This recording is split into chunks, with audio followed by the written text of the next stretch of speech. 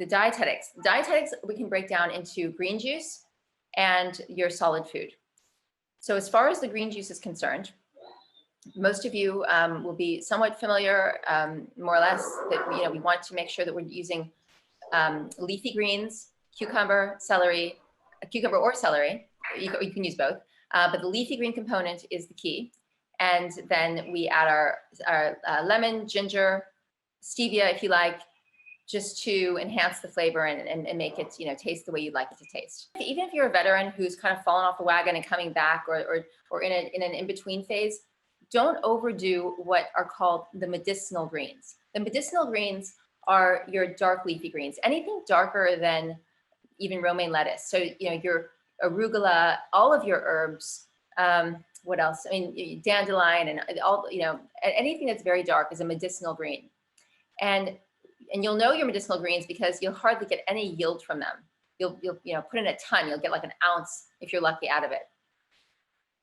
The reason we want to use these medicinal greens is because they have a great deal of alkalinity to them. And what all that alkalinity is, if you really want to break it down, it's a ton of extra electrons. So that those electrons are the life force.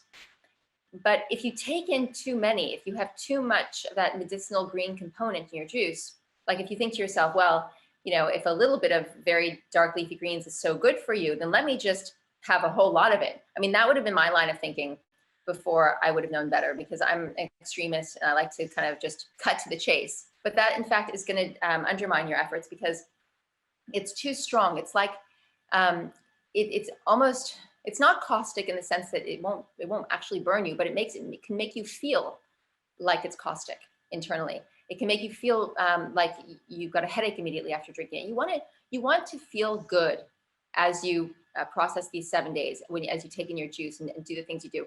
The sign that you're doing it correctly is that you pretty much glide through with very few issues. Sometimes it will happen that you wind up having a juice that hits some gas pressure in the body and you feel a little bit nauseous after the juice. Or, maybe you were nervous and stressed out and the juice didn't settle well. These things can happen. But generally speaking, if you take the right quotient of ratio of the medicinal greens to your celery, cucumber, and you don't overdo it, you're going to feel really good. If you're a beginner, though, and your body really has a lot of impacted waste, and you'll know this because you'll know how you're coming into this, then just stick with something as simple as romaine lettuce, cucumber, lemon, ginger optional, and leave it at that. No actual medicinal greens.